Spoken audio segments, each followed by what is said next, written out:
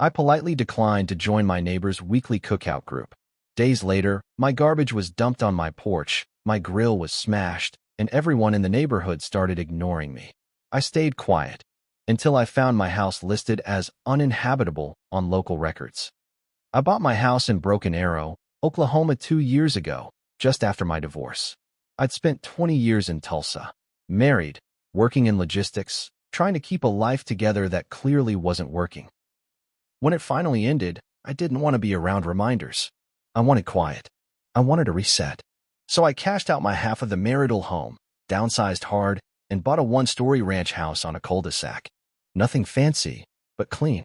I thought I was lucky. It was a calm street, mostly middle-aged homeowners, retired folks, and a few families.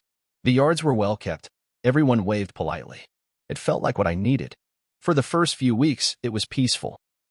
I kept to myself, unpacked slowly, and minded my business. That changed about 10 days in. A man named Mark came knocking one Saturday morning with a foil tray of ribs and a big fake smile. He introduced himself and said he lived across the street with his wife, Angela. Said they hosted a cookout every Sunday, rain or shine, and it'd mean a lot if I came by. Said everyone on the block usually showed up. I thanked him for the food. Really, they were good ribs. But told him honestly I probably wouldn't make it. I wasn't rude about it. I just said I was still getting settled and didn't do much socializing. I said maybe another time. He didn't say anything at first. Just kind of squinted at me, then nodded once and said, "Suit yourself," and walked off. It felt weird, like I'd done something wrong without knowing. That same night, I noticed someone had thrown an empty beer can into my backyard. I chalked it up to wind or kids. But 2 mornings later, I walked outside and found my garbage had been dumped on my porch. Not just tipped over, deliberately spread out. My trash bags were slashed open. Food scraps, tissues, coffee grounds smeared across the steps. Someone had even wiped something brown against the handle of my storm door. I had to wear gloves to clean it all up. Still, I said nothing. Told myself it was a fluke. I even bought a motion light for the front and side of the house. A week later, I came home from the grocery store and found my grill, barely a month old, tipped over and smashed. The legs were bent, the lid warped, and the propane tank gone. Not stolen, gone. Like someone wanted to make a point without committing full theft. I filed a police report.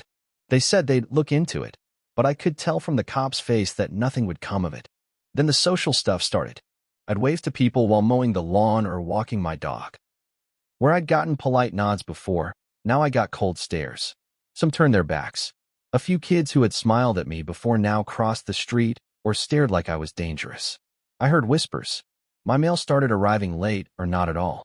One envelope had been opened and taped shut again. At first, I thought maybe I'd done something wrong. Maybe I had violated some unspoken rule. But deep down, I knew. It all started after I told Mark no. I didn't want to make waves, so I stayed quiet. I kept my yard tidy, paid the HOA dues, didn't complain about the Sunday cookout music that shook my windows. But it didn't stop. The worst came when I tried to refinance my mortgage. My credit union ran a title search and came back saying the house was flagged in local records as uninhabitable. I nearly dropped the phone. The guy on the other end said, "Did you know about this?" I told him I had no idea. He said the flag was based on a complaint filed with the city claiming my home had faulty wiring, rat infestation, and a compromised foundation. He read the words slowly like he didn't even believe them. I requested the report myself. Took almost a month to get the file. And there it was, in black and white. An anonymous complaint. City code inspectors were already scheduling visits. When the first inspector showed up, he looked confused. He walked around the house, poked at the siding, checked the circuit panel. After 30 minutes, he pulled me aside and said, "Look, off the record, this smells like someone's targeting you. I've seen this before, neighborhood disputes, HOA games, that kind of thing." That's when it clicked. This wasn't random. It was Mark. Maybe Angela too. Hell, maybe more of them. Because I hadn't just skipped a barbecue. I'd rejected their little club, their control, and they weren't going to let that go. So I stopped being quiet. I started logging everything. Photos, emails, dates of every inspection. I took screenshots of the Facebook group before I got banned. Notes people left on my door, even if they were passive-aggressive about lawn height or garbage day. I kept every piece of mail, took video of every strange car that slowed near my house. Then I started digging into Mark. Public records, local property databases, business licenses, even old court cases. I had time, and I wasn't stupid. Mark thought I was some loner who'd back down quietly. He had no idea who he was messing with. And what I found, it was just the beginning of what would tear his perfect little kingdom apart. Mark wasn't just some overbearing neighbor. He was the HOA vice president. I found that out after I called the city's housing department to ask who kept authorizing these inspections.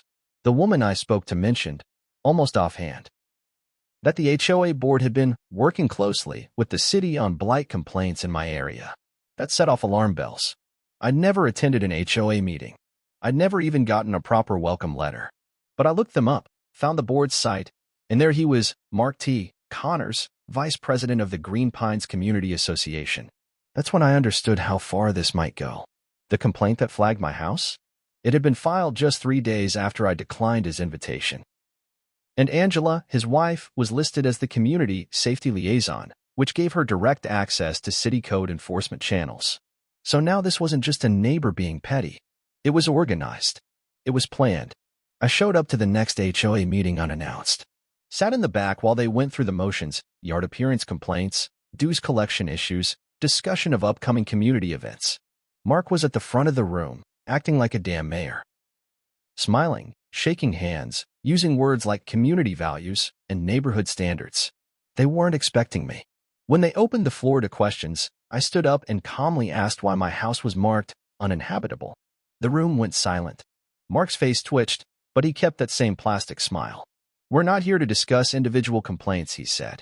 "That's a matter between the homeowner and the city." "Funny," I said, "since you're the one who filed it." You could have heard a pin drop. Angela's eyes went wide. A few people shifted uncomfortably. Mark didn't deny it. Just gave me a tight grin and said, "If you don't like how this neighborhood is run, maybe you should think about whether you belong here." That was it. The mask slipped. It wasn't about a cookout.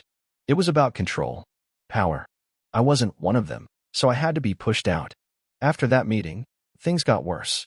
My mailbox was smashed twice. My side gate was ripped off the hinges.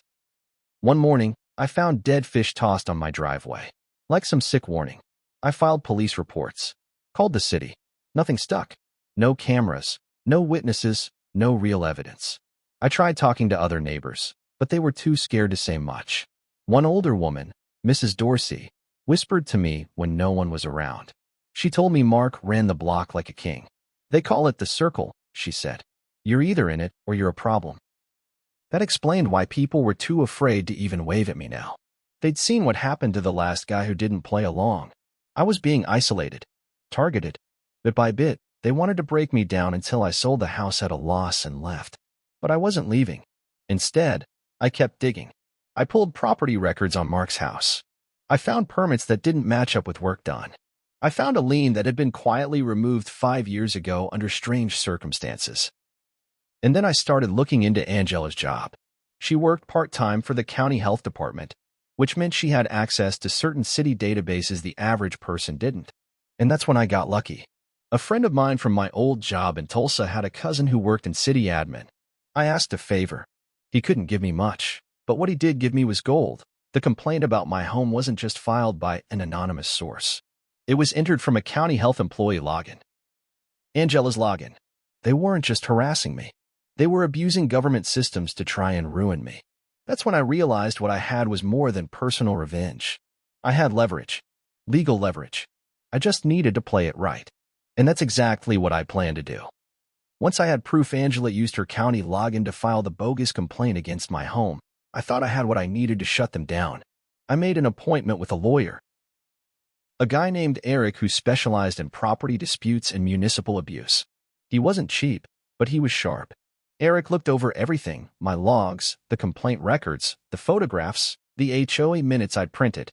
He nodded slowly as he flipped through the folder. "This isn't just harassment," he said. "It's coordinated character assassination. And it's coming from people misusing public office." He agreed to draft a cease and desist against the HOA and Angela personally.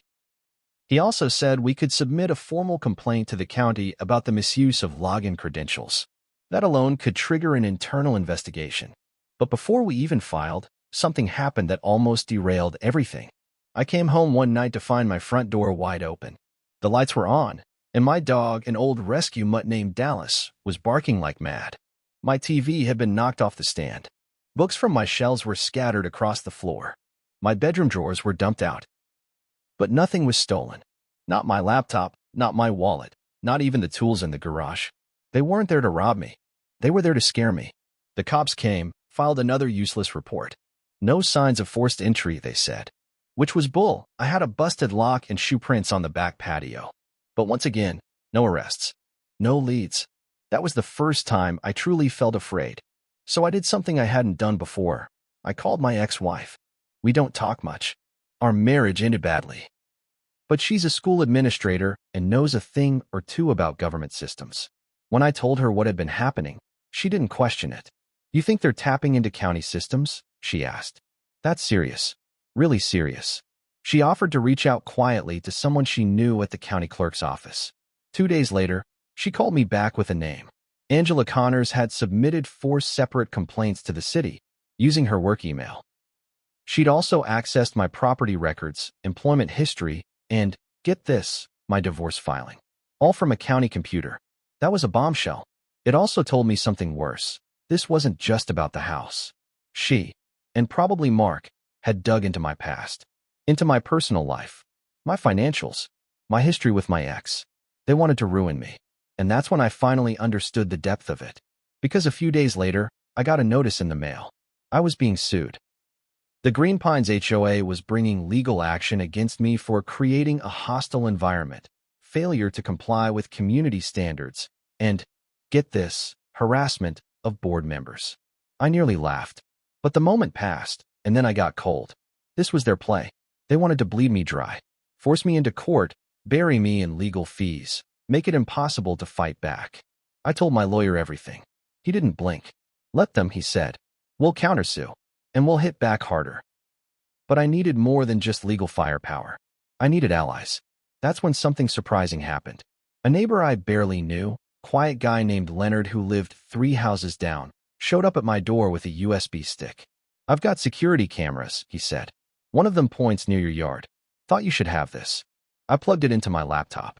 The video was grainy, but clear enough. There was Mark, in the middle of the night, walking up to my gate, carrying something, tossing it over the fence. 2 minutes later, a shadowy figure, Angela, based on the shape and hair, walked by and dumped something else in my trash. The timestamp? Same night I found the dead fish on my driveway. I had them. Finally, I had them. But revenge, real revenge, wasn't going to come through court papers alone. They made this personal. And now, I was going to make it public. I took the footage Leonard gave me, copied it twice, and brought it to my lawyer. Eric's face lit up when he saw it. He added it to our counterclaim, along with the records from Angela's county login history and the timeline of harassment. He filed everything, our counter lawsuit against the HOA, Mark, and Angela, within a week. But I didn't stop there. I sent a detailed, anonymous tip with copies of the documents to the local news. I knew a guy who worked at KTUL in Tulsa. We weren't friends, but we'd crossed paths before. I told him everything here. About the flagged house, the fake complaints, the break-in, the county system abuse. He called me back within an hour and said, "This is gold." A week later, it was on the evening news.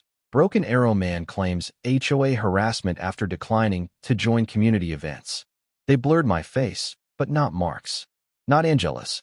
The video of Mark tossing trash over my fence played on loop behind the anchor.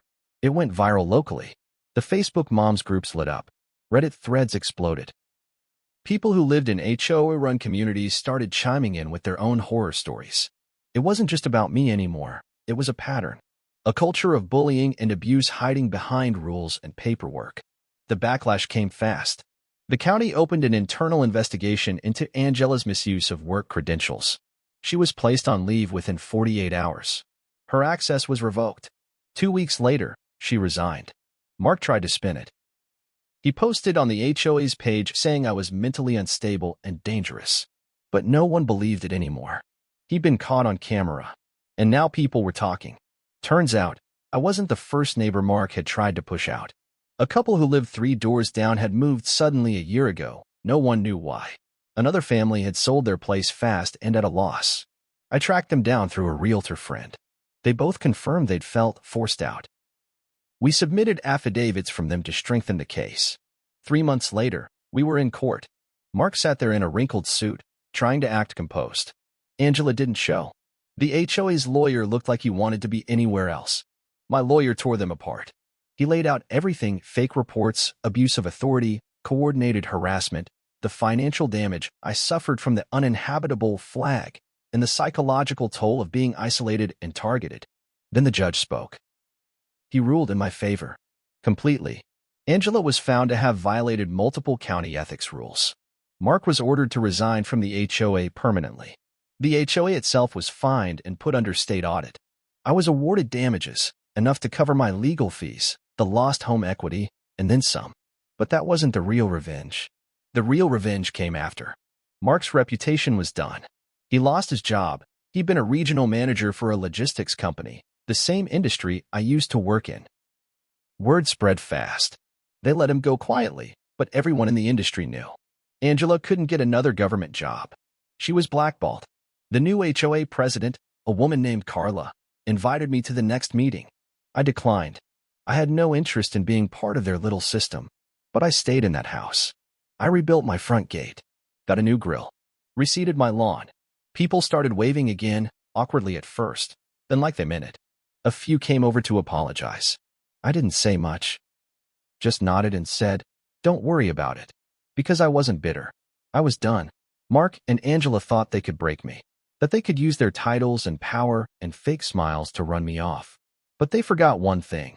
I had nothing left to lose.